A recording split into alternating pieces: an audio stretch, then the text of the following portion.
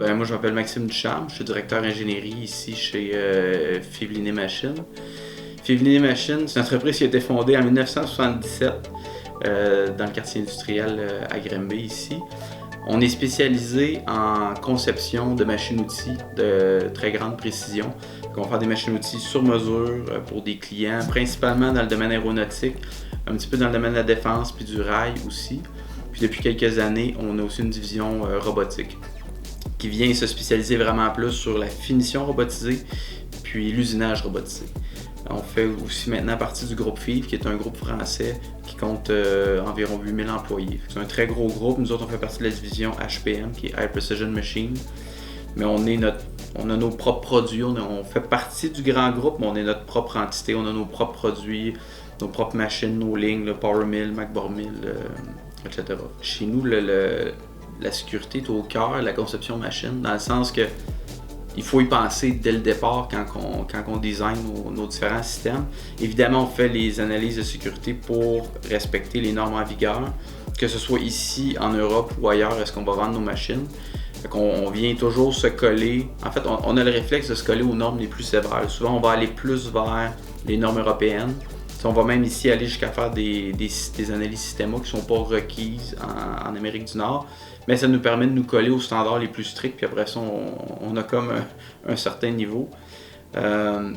Puis on fait, dans le fond, oui, il y a les normes, mais il y a aussi, on veut livrer au client un produit de qualité puis un produit qui est sécuritaire. Fait que c'est vraiment, c'est dans l'ADN un peu, là, c'est vraiment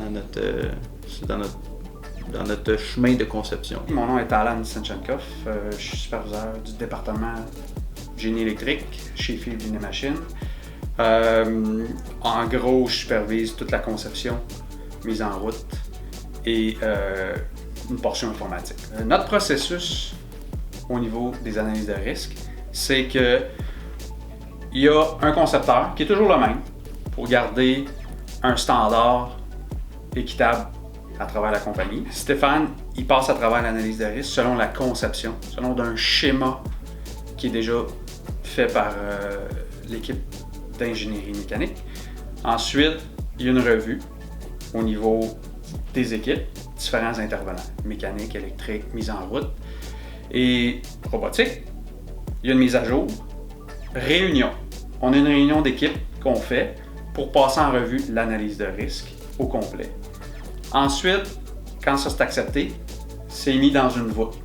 La voûte, c'est un endroit où est-ce que les documents sont classés et datés. Alors, on peut suivre les revisions.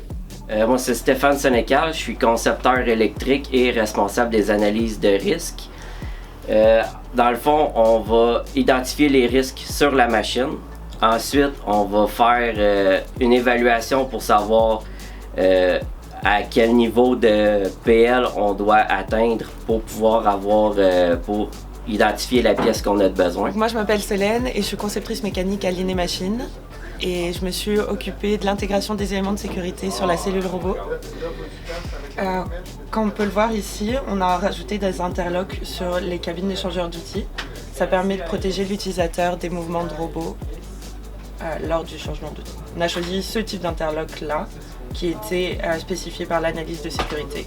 Une machine qui est sécuritaire, les clients vont vouloir l'utiliser, les opérateurs, les employés vont être à l'aise, on va gagner de la productivité. On ne veut pas avoir des clients qui tombent en arrêt de production parce qu'il y avait des problèmes de sécurité, les gens se blessent. Fait que tout le monde est gagnant, je pense, en faisant l'analyse de sécurité comme il faut. Là.